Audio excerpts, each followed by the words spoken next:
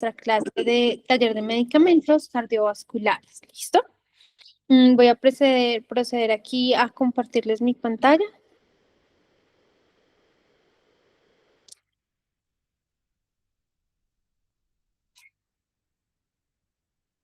Entonces vamos a hacer hoy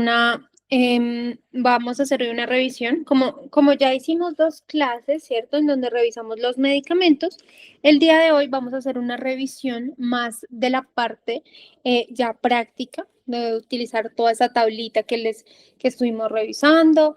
Entonces vamos a hacer una parte más práctica de esto, que es aplicado ya a las preguntas. Listo. Entonces empecemos por acá. Dice que la enfermera está asistiendo un cliente. Acá es muy importante y les voy a ir recalcando como palabras que nos tenemos que ir, como las personas, digamos que hay diferentes niveles en los que estamos de preparación. Hay un nivel básico, ¿cierto? Que pues posiblemente es cuando iniciamos, que hay muchas palabras que no identificamos. Hay un nivel intermedio que ya sé leer algunas palabras, pero pues hacen falta algunas y me pierdo. Y ya hay un nivel un poco más avanzado donde leo, a pesar de que hay palabras que no conozco su significado, pues con el contexto sé qué me están preguntando. Entonces miremos por acá. La enfermera, espérenme un momentico, les comparto por aquí para que me quede grabada mi foto. Para compartir. Listo. Entonces, ahora sí, acá la enfermera está asistiendo a un cliente en el alta, ¿cierto? Discharging. Entonces, va a ser esta es una de las palabras claves que tenemos que aprendernos. Alta. ¿Quién fue tratado por toxicidad por digoxina? ¿Cuál educación reforzaría la manera de prevenir futuras toxicidades?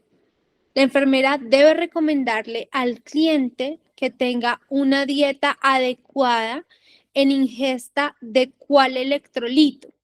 ¿Listo? Una pregunta que si se dan cuenta es un poco más larga. Es una pregunta de solo una respuesta, pero es un poquito más larga. Hasta aquí, esta primera parte donde dice que está asistiendo, que tuvo toxicidad, que esto es el contexto. Ya la pregunta es saber qué electrolito tengo que mantener adecuado para que el paciente no haga una futura toxicidad por digoxina. Entonces me dice cloro, potasio, fósforo o sodio. Recuerden que nosotros estuvimos viendo esta parte de estos medicamentos. ¿Alguien tiene la respuesta? ¿Alguien sabe cuál es el electrolito que debo mantener para evitar que el paciente haga una toxicidad por digoxina?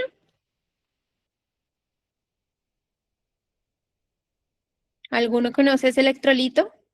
Recuerden que cuando está bajo, lo que hace es que me genera que mi paciente se intoxique con la digoxina.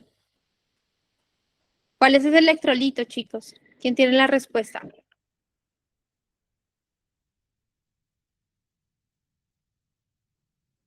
¿Ninguno? Perfecto. Entonces, recuerden que es el potasio. Entre más bajo tenga el potasio, lo que genera es más riesgo que mi paciente esté mucho más propenso a generar una toxicidad por digoxina.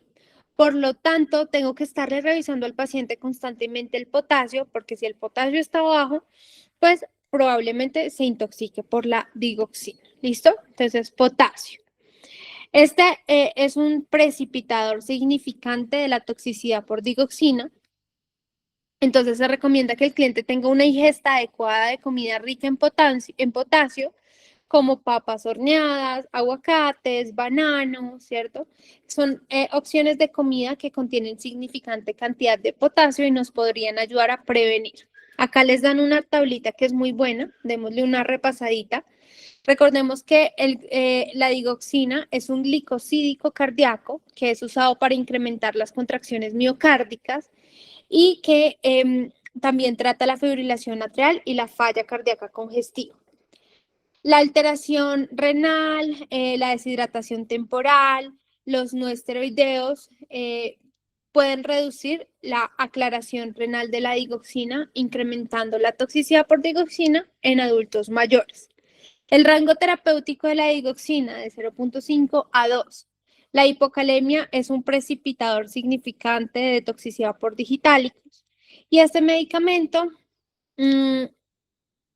tiene numerosas interacciones de medicamentos porque tiene un rango terapéutico muy estrecho. ¿Listo? Bien. Perfecto. Vamos con la siguiente pregunta. Dice que la enfermera está educando a un cliente acerca de la nueva prescripción de nitroglicerina en tabletas sublinguales. También la vimos cuando estuvimos estudiando. ¿Cuál afirmación es hecha por el cliente? Indica que entendió correctamente la educación. Entonces, hay dos cosas que identificamos acá. Es una pregunta de teaching, o sea, es una pregunta de educación. Y la segunda cosa que identificamos en esta pregunta de esta pregunta es que estamos buscando una respuesta positiva. ¿Listo? Una respuesta positiva. A. Yo debo permitir que esta tableta se disuelva en mi mejilla. B. Yo debo mantener las tabletas en una botella oscura. C. Yo debo tomar este medicamento como sentado, ¿cierto? Para prevenir indigestión. D. Yo debo tomar una tableta cada 7 o 10 minutos si yo tengo dolor torácico. Entonces, empecemos a hablar de la nitroglicerina. Vimos que es un medicamento que nos ayuda en la solución del dolor de la angina, ¿cierto? Genera vasodilatación y por lo tanto mejora pues ese riego sanguíneo y por lo tanto disminuye la isquemia. Por lo tanto, me mejora el dolor. Ahora, me dice que, yo debo permitir que esta tableta se disuelva en mi mejilla. Está mal. ¿Por qué? Porque la tableta, hablamos, ¿cierto? Que siempre debe ser sublingual. Entonces, esto hace que descarte esta pregunta. Lo vimos en la clase pasada. Yo debo mantenerla en una botella oscura. También lo vimos que es un medicamento que es fotosensible, entonces pues esta puede ser una muy buena opción, ¿cierto? El hecho de que me digan que lo debo mantener en un lugar oscuro. ¿Debo tomar este medicamento estando de pie para prevenir indigestión? No, de hecho la persona debe estar sentada. ¿Por qué? Porque tiene un efecto secundario la nitroglicerina, que es la hipotensión. Entonces, para prevenir caídas, ¿listo? No es para prevenir indigestión y preferiblemente sentado. Debo tomar una tableta cada 7 a 10 minutos si tengo dolor torácico. Vimos que es una tableta cada 5 minutos, máximo 3 tabletas. También lo vimos en clase. Entonces, esto hace que yo descarte estas 3 y me quede con la opción B. Veamos acá. La nitroglicerina debe guardarse en un lugar oscuro, en un contenedor opaco, fuera del calor y la humedad. Esto previene disminuir esto previene que se disminuya la potencialidad del medicamento. A. Sublingual, para disolver debajo de la lengua. No se debe masticar, no se debe machacar, no se debe tragar, sino que se debe colocar siempre debajo de la lengua. Debe tomarse cuando el cliente esté sentado. Este medicamento pues, puede generar una hipotensión ortostática y generar una caída. Una tableta de nitroglicerina debe tomarse cada 5 minutos aparte con una máxima de 3 tabletas. ¿Listo? Entonces, ojo con ese tipo de preguntas, que eso ya lo vimos en clase. Bien. La enfermera está cuidando a un cliente con fibrilación atrial, quien tiene prescrito warfarina. También vimos la warfarina en clase. ¿Cuáles terapias alternativas debe la enfermera avisarle al cliente que evite? Seleccione todas las que aplican. Cuando tenemos un seleccione todas las que aplican, vienen a jugar varias estrategias. La primera estrategia que les digo es seleccionen las que están completamente seguras. ¿Por qué les digo esto? Porque muchas veces vamos a encontrar algunas que me suenan, que quizá esta sí o que quizá esta no, pero eso lo que va a hacer es que nos va a restar puntos. ¿Qué quiere decir esto? Digamos que acá hay 3 opciones correctas que el NCLEX dice son estas. Si yo solamente selecciono 2, por ejemplo, y sé que son correctas, esto ya me dice a mí que tengo puntos a mi favor. Si yo selecciono estas 3, pero resulta que esta es incorrecta, me quita puntos. Es decir, que si tenía 2 sobre 3 puntos, porque eran 3 en total, ahora voy a tener solamente 1. Me resta inmediatamente puntos. Entonces, una clave aquí es seleccione de los que estamos completamente seguros. ¿Listo? Otra opción es como siempre seleccionemos más de una opción, más de una. ¿Listo? Ahora me dice que ¿qué debo evitar cuando el paciente está tomando warfarina? Para esto hay una mnemotecnia que son las 5 Gs, que todo lo que empiece por G como terapia complementaria, como el ajo, el ginkgo biloba, el jengibre, nos puede llegar a generar más riesgo de sangrado. Entonces, por eso el paciente debe evitarlo con la warfarina, para evitar que el paciente sangre más. Entonces, el jengibre lo evito, genera más riesgo de sangrado. El aloe vera no interactúa con la warfarina. El ajo sí, interactúa con la warfarina. El ginkgo biloba, otra G, también interactúa y me genera más riesgo de sangrado. Y el saupalmeto tampoco. ¿Listo? Entonces, miremos acá. El cliente está tomando warfarina, debe evitar terapias alternativas que potencie el efecto anticoagulante y que incrementen el riesgo de sangrado. Hay terapias alternativas como el ginkgo biloba, el jengibre, el ajo y el saupalmeto. Mentiras, el saupalmeto también me faltó. Y el saupalmeto que incrementan el riesgo de sangrado en el cliente que toma warfarina. Debe avisarse en cuanto a tomar este medicamento. Pero entonces miren que este punto es clave. Acá. Tuve 3 de 4 y esa es la estrategia. Tengo 4 opciones de respuesta correctas. 4. Solo seleccioné 3, me dan esos 3 puntos. Pero si yo hubiese seleccionado el aloe vera y estas otras 3, pues me hubiera quedado solamente con 2 puntos, porque cada respuesta negativa me quita un punto positivo. Entonces, esta parte es clara. ¿Listo? Bien. La enfermera está revisando unos laboratorios prescritos y unos medicamentos para los siguientes clientes. La pregunta dice, ¿cuál de los test de laboratorios y las prescripciones debería la enfermera cuestionarse, preguntarse?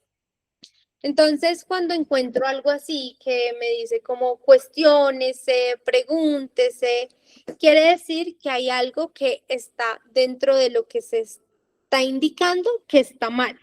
O sea que eso me quiere decir que debo ir a buscar una respuesta negativa.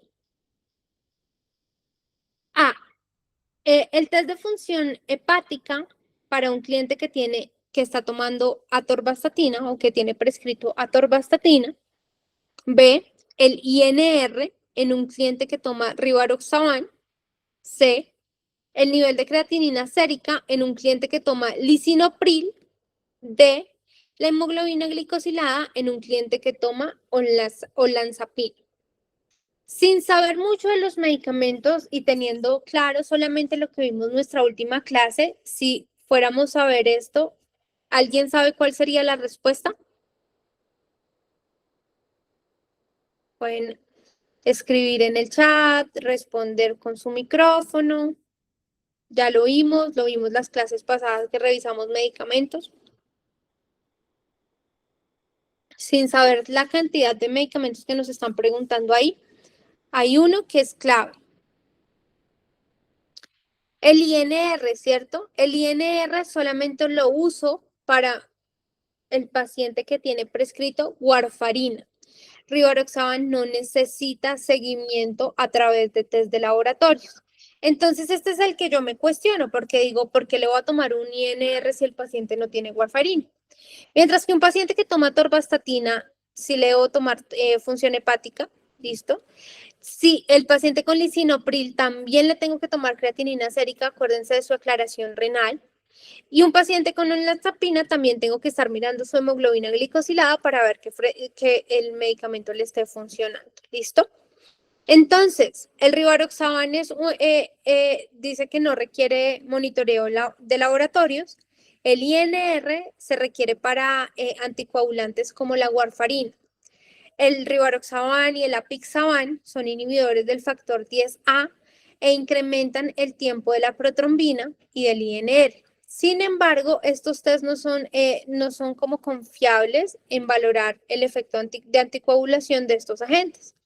Entonces, el INR no se recomienda en pacientes que toman rivaroxaban. Entonces, la función hepática, sí, en pacientes que tienen estatinas porque generan riesgo de lesión hepática. Los inhibidores de la enzima convertidora de la angiotensina como el lisinopril son nefrotóxicos, entonces cuando estoy con dosis prolongadas por mucho tiempo o dosis altas, debo estar monitorizando pues la creatinina. La olanzapina es un medicamento antipsicótico. Este genera una alteración metabólica como la dislipidemia, la elevación de la glucosa y la ganancia de peso. Por eso tengo que estarle mirando la hemoglobina glicosilada. ¿Listo? También la vimos en medicamentos psiquiátricos. Bien, vamos por acá.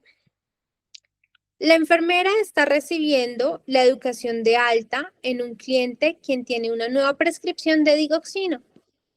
¿Cuál afirmación hecha por el cliente requiere seguimiento? A. Yo debo tomar mi pulso antes de tomar cada una de las dosis. B. Este medicamento requiere que yo me pese diariamente. C. Este medicamento requiere que yo me tome como periódicos niveles sanguíneos. D. Yo me debo asegurar de tener una dieta alta en potasio. Y si yo noto cambios visuales, yo debo llamar a mi doctor ocular. Entonces, revisemos, ahorita le dimos una revisión pequeñita a este glucosídico, entonces de nuevo lo vamos a ir a revisar. ¿Listo? Nos dice, debo tomar mi pulso antes de cada dosis. Ahora, algo acá importante. Requiere seguimiento. ¿Qué quiere decir? Que tengo que buscar respuestas negativas.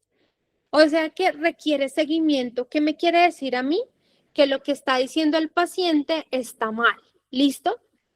¿Junto a qué? A la digoxina. ¿Debo tomarme con la digoxina el pulso antes de cada dosis? Sí lo debo hacer, ¿cierto? Porque es un cronotrópico negativo y por lo tanto podría encontrar que mi paciente tiene baja la frecuencia cardíaca y no se lo administraría. Entonces, esto está bien. Que sepa que se tiene que tomar el pulso está bien. Este medicamento debe requerir que yo me pese diariamente. ¿Qué tipo de medicamentos requieren que yo me pese diariamente? Medicamentos como los diuréticos, ¿cierto? En este caso, la digoxina no es necesario el peso porque no me va a ayudar a decidir si lo administro o no lo administro, ¿sí? En nada me lo afecta. ¿Este medicamento requiere que me tome periódicos niveles de sangre? Sí, ¿cierto? Sabemos que ahorita, como lo vimos, tiene un rango terapéutico muy angosto y por lo tanto debo hacerle seguimiento a través de monitoreo sanguíneo. Debo asegurarme de tomar una dieta alta en potasio. Sí, ¿cierto? Acabamos de verlo. ¿Por qué? Porque si se me disminuye el potasio, el paciente tiene riesgo de generar una toxicidad por digoxina. Y si yo noto cambios visuales, debo llamar a mi doctor ocular. Recuerden que los cambios visuales sí son importantes. De hecho, los halos alrededor, que el paciente ve unos halos de luz, es el primer signo de toxicidad en digoxina. Pero la conducta no sería llamar al doctor ocular, sino consultar emergencias. Entonces requiere seguimiento. Si tengo cambios visuales, llamo a emergencias, no a mi doctor ocular. ¿Listo? Veamos que dice que estas afirmaciones son falsas y requieren seguimiento. La digoxina no es un diurético y el cliente no necesita estarle mirando el peso diariamente. La opción B, esta afirmación es falsa, requiere seguimiento. Los cambios visuales son preocupantes porque son signos de toxicidad por digitálicos. Son como de los primeros signos. Sin embargo, el cliente con cambios visuales no debe llamar al doctor ocular, debe notificar al prescriptor del medicamento. La opción A es verdadera, no requiere seguimiento, es un cronotrópico negativo, entonces reduce la frecuencia cardíaca, debe tomar el pulso antes de la administración. La opción C no requiere seguimiento, ¿cierto? La terapia de digoxina tiene una ventana terapéutica muy pequeña, por lo tanto, pues puede llegar a generar toxicidad por digoxina. Y la opción D es verdadera y no requiere seguimiento, ¿cierto? Un precipitador de los significantes de los digitálicos es la hipocalemia, entonces el paciente debe incrementar su cantidad de potasio para prevenir la hipocalemia. Bien. Estamos apenitas, bueno, no alcanzamos a hacer este casito.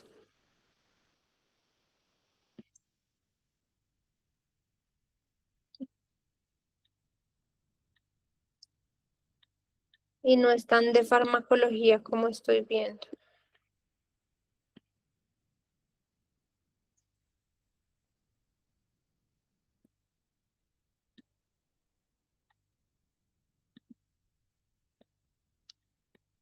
Listo. Entonces vamos con esto. La enfermera está proveyendo educación a un cliente en cuanto al metoprolol. Nos dice acá que cuál de las siguientes afirmaciones por el cliente indica que entendió correctamente la educación. Entonces, dice que la opción A, yo debo parar de tomar metoprolol inmediatamente si yo experimento cualquier mareo o pérdida de la conciencia, ¿cierto? Un desmayo. B, el metoprolol trabaja incrementando la producción de angiotensina 2 para disminuir la presión arterial. C, yo debo monitorizar mi frecuencia cardíaca regularmente porque el metoprolol puede generar, puede causar bradicardia. Y D, es esencial tomar el metoprolol con una comida alta en grasas para mejorar su absorción. Entonces acá es claro, me están preguntando del metoprolol, ¿cierto?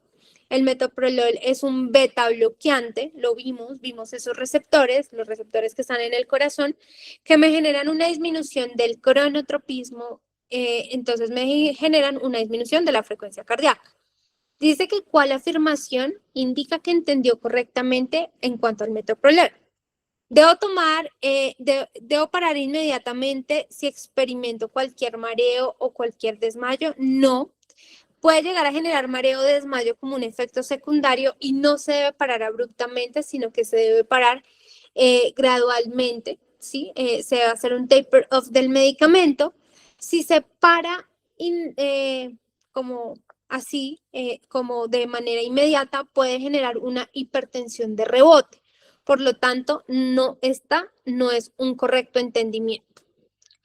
El metoprolol trabaja incrementando la producción de angiotensina 2 para disminuir la tensión arterial.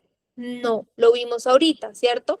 Genera un bloqueo de los receptores beta, que son unos receptores que en su agonismo lo que generan es un aumento de la frecuencia cardíaca, pero en su antagonismo, bloqueándolos, ¿cierto? Me generan una disminución de la frecuencia cardíaca y también de la tensión arterial. ¿Listo? Entonces, está. Monitorizar la frecuencia cardíaca porque puede generar bradicardia. Sí, ¿por qué? Porque bloqueo los receptores beta.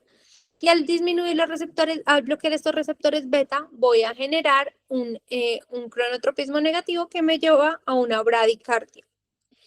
¿Es esencial tomar el metoprolol con una comida alta en grasas para mejorar la absorción? No se necesita. De hecho, pues lo que no se puede consumir con o sin comida. No afecta su absorción. Entonces veamos la opción C. El metoprolol es conocido que genera bradicardia, es un efecto farmacodinámico. El cliente que está tomando metoprolol debe monitorizar la frecuencia cardíaca y reportar cambios al médico si tiene significantes. En cuanto a la A, parar abruptamente puede generar una hipertensión de rebote. El cliente debe avisar de nunca descontinuar el medicamento abruptamente sin consultar al médico. En vez de esto, debe instruir de reportar cualquier efecto adverso. Es un beta bloqueante, trabaja bloqueando los receptores beta adrenérgicos, resulta en disminución de la frecuencia cardíaca en la tensión arterial, no afecta la producción de angiotensina. Al contrario de algunos medicamentos, tomar metoprolol con comida no afecta la absorción. Esta puede consumirse con o sin comida, pero debe ser consistente la dosis para mantener el nivel sanguíneo terapéutico. Bien, vamos por acá. La enfermera está revisando prescripciones en los clientes asignados. ¿Cuál prescripción requiere seguimiento? Seguimiento por el médico. El cliente con seleccione todas las que aplican. Select all apply, ¿cierto? Entonces es una SATA, las que llamamos SATA, y quiere decir que seleccione más de una opción. Ahora, ¿cuál prescripción requiere seguimiento? Quiere decir que cuál prescripción está realizando mal el médico y requiere que yo le diga como, mire, usted mandó esto a este paciente y este paciente no puede tener este tipo de medicamento por este motivo. Si se dan cuenta, hasta el momento de lo que hemos revisado todo lo que vimos en la clase pasada. Y eso, que las clases fueron súper puntuales, pero hemos revisado todo lo que nos han preguntado. A. Falla cardíaca congestiva en un paciente que tiene prescrito diltiazem. Lo vimos en clase. B. Hipertensión y tiene prescrito clonidina. C. Diabetes insípida y tiene prescrita hidrocortisona. D. Embolismo pulmonar y tiene prescrito clopidogrel. Fibrilación atrial y tiene prescrito amiodarona. Y F, cistitis bacteriana y tiene prescrito valciclovir. Ahora, me dice que cuál requiere seguimiento, ¿no? El paciente con diltiazem que tiene falla cardíaca, que vimos que por nada del mundo le podíamos dar diltiazem a un paciente con falla cardíaca que estaba contraindicado porque el mismo medicamento tiene un efecto adverso que es generar falla cardíaca. Entonces, este requiere seguimiento. Prohibidísimo, y esto lo pregunta mucho el NCLEX, prohibidísimo el diltiazem en paciente con falla cardíaca. Clonidina para hipertensión está bien, ¿cierto? La prescripción está bien, la clonidina es un antihipertensivo, bien. Diabetes insípido para un paciente que tiene hidrocortisona. ¿Qué me dicen de esto? Esto es de endocrino. ¿Qué me dicen de esta?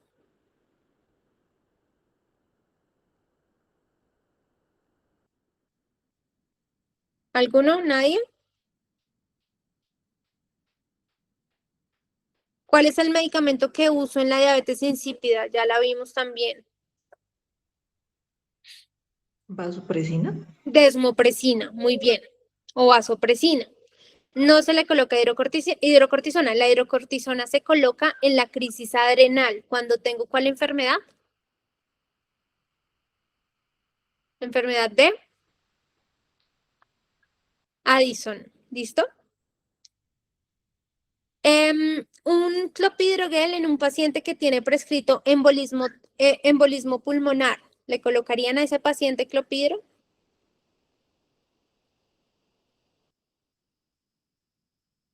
Recuerden que es una contraindicación porque pues va a ser más riesgo de que el paciente sangre, un antiagregante plaquetario. Fibrilación atrial con amiodarona es el tratamiento, está bien. Y cistitis bacteriana con valaciclovir, ¿cierto? Aciclovir, entonces es un se me fue, no es antibacteriano, sino un,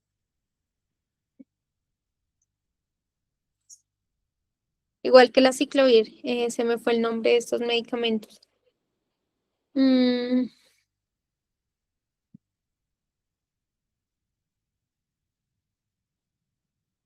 Se me fue. Antiviral. Entonces, pues nos está diciendo que la cistitis es bacteriana, por lo tanto un antiviral no le va a servir de nada, necesitamos un medicamento antibiótico. ¿Listo? Revisemos por acá. Entonces, el diltiazem, bloqueante de los canales de calcio.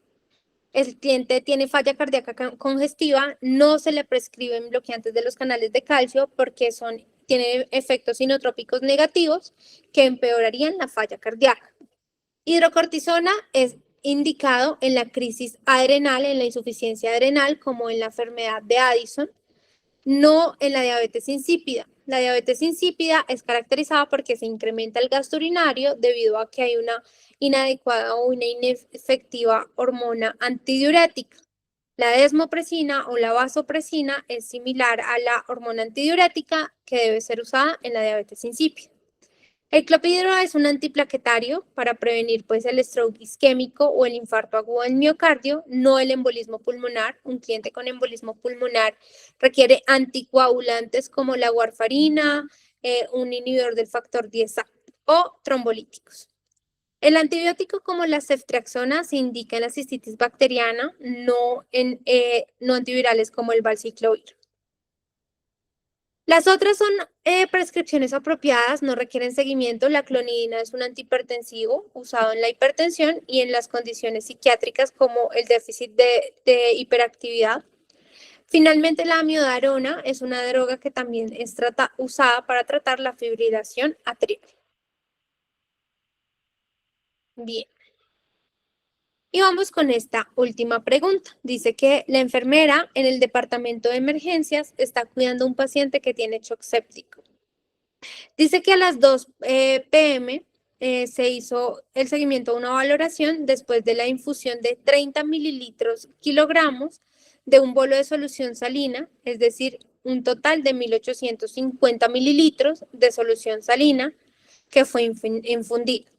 Los signos vitales eran 39.7 de temperatura, el pulso estaba en 104, la respiración estaba en 22, la tensión arterial en 90-61 y la pulsoximetría en 95 al ambiente. A las 2:10, el médico fue notificado de los signos vitales y dio una orden verbal de un goteo de dopamina que debía recibir 5 microgramos kilogramo minuto para titular en una tensión arterial media de 65 milímetros de mercurio. Esta orden fue leída y verificada. A las 2:15, la infusión de dopamina empezó y en un acceso vascular periférico antecubital. A las 2:45, el cliente reportó un dolor en el sitio del acceso vascular. El sitio estaba eritematoso, inflamado y sensible cuando lo tocaba. La infusión fue detenida. La pregunta que nos dice que estamos revisando la nota de enfermería, la nota del médico, del acceso vascular y de los hallazgos de la valoración. Completa el diagrama seleccionando pues las opciones que están debajo, especificando cuál condición es mucho más probable y 2 acciones que debamos tomar para la condición y 2 parámetros que debamos monitorizar en el progreso del cliente. Entonces, lo primero que tenemos que saber, ¿cierto? Es la parte azul y no lo dice acá y está resaltado y es la condición potencial que tiene el paciente. ¿Qué tenemos que saber de este paciente? Que estaba hipotenso, ¿cierto? Estaba en un shock séptico, estaba hipotenso y por lo tanto le mandaron un bolo y además del bolo le mandaron dopamina. Recibió la dopamina a través de ¿qué? De un acceso vascular periférico. Y 35 minutos después de haberla recibido, vemos que el paciente tiene una condición y es que dice que le duele el sitio, está eritematoso, está inflamado y está sensible. ¿Qué puede ser esto? Una extravasación un hematoma, una infiltración o una flebitis. ¿Qué dicen? Una flebitis. ¿Cuál es la diferencia entre flebitis y extravasación? Ese punto ahí es súper clave.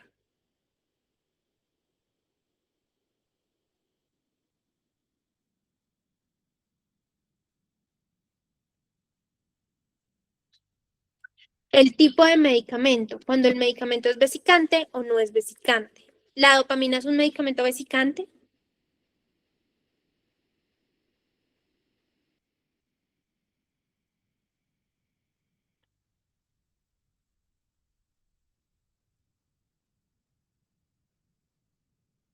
¿Qué quiere decir? Que cuando se sale, ¿cierto? Se sale de la venita, pues lo que genera es que empieza a necrosar el tejido que lo rodea. Eso es lo que caracteriza una extravasación. Y sí, la dopamina tiene esa característica. Por eso tengo que revisar si hay riesgo de extravasación. ¿Listo? Porque es un medicamento vesicante. ¿Qué acciones tomo? La primera acción es que ya pararon la infusión. Ahora, obtengo una prescripción de fentolamina. B, lavo el acceso, flusheo, ¿cierto? O sea, le doy un flush en el acceso vascular. C, aspiro el medicamento residual. Y D, reinicio la infusión con una tasa o con una infusión más lenta. Esto también lo vimos. Esto también lo vimos que se los expliqué varias veces, hubo varias preguntas, me dijeron que se los aclarara.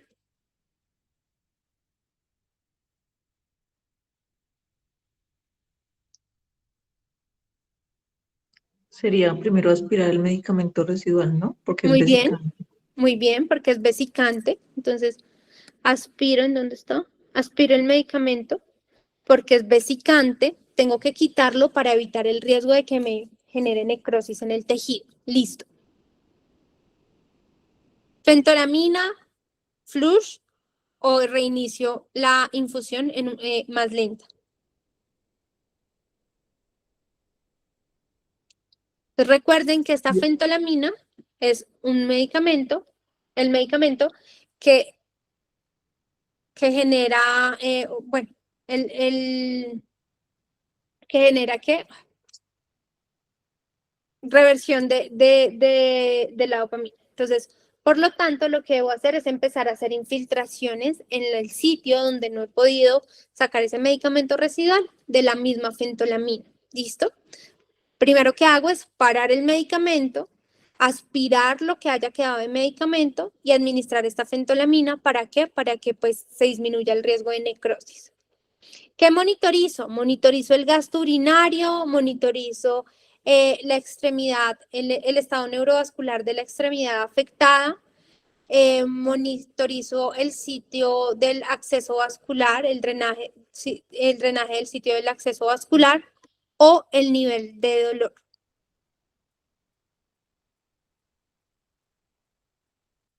Yo creería que el nivel de dolor y de pronto el drenaje vascular.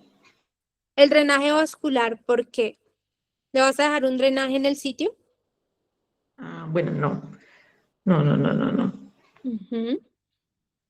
¿Gasto urinario o el estado neurovascular? El estado neurovascular. Exacto, estado neurovascular. Esto yo me acuerdo que lo repetimos harto en clase porque yo les dije, lo preguntan mucho y es la diferencia entre esta extravasación. Recuerden que, bueno, miremos acá. Lo que vimos, el cliente tenía una tensión arterial baja, ¿cierto? No mejoraba con fluidos. Entonces se le empieza el tratamiento para sepsis, que es 30 mililitros, que tenía el tratamiento para sepsis, que era 30 mililitros kilogramo. Lo siguiente a esos fluidos era colocarle un vasopresor para mejorar la perfusión del tejido. Experimenta extravasación porque la dopamina fue infundida es una infusión vesicante. Entonces debemos actuar rápidamente para prevenir un daño neurovascular que afecte la extremidad y debe pararse la infusión aspirar el medicamento residual, descontinuar el acceso vascular periférico y elevar la extremidad afectada.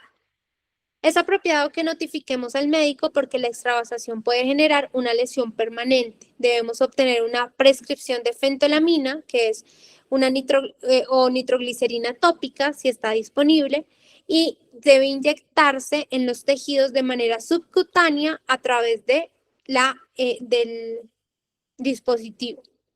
La fentolamina es un vasodilatador y ayuda a reversar pues, el daño del tejido potencialmente dañado.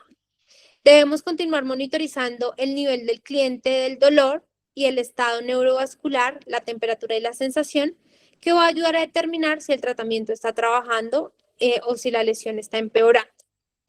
La extravasación puede prevenirse cuando se infunden medicamentos, debe prevenirse cuando se infunden medicamentos vesicantes como la vancomicina, el aciclovir, la norepinefrina, la dopamina, a través de un acceso vascular.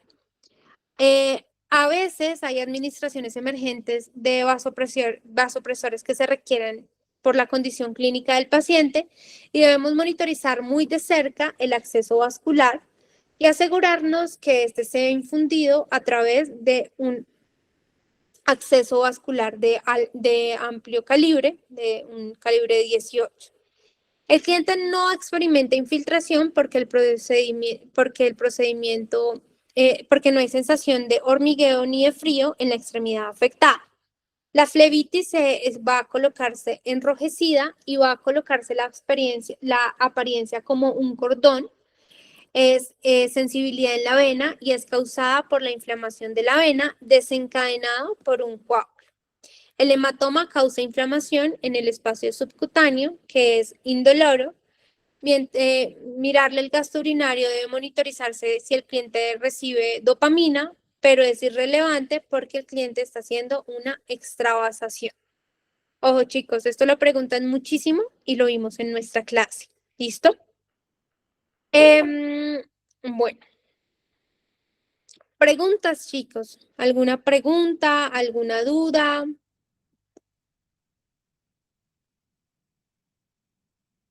Déjenme por aquí, si no quieren hablar, déjenme aquí un mensajito de cuál tema quieren que empecemos el próximo lunes. El próximo lunes empezamos tema nuevo. Si quieren desbloquear su micrófono, si me quieren dejar en el chat, ¿qué tema les gustaría revisar?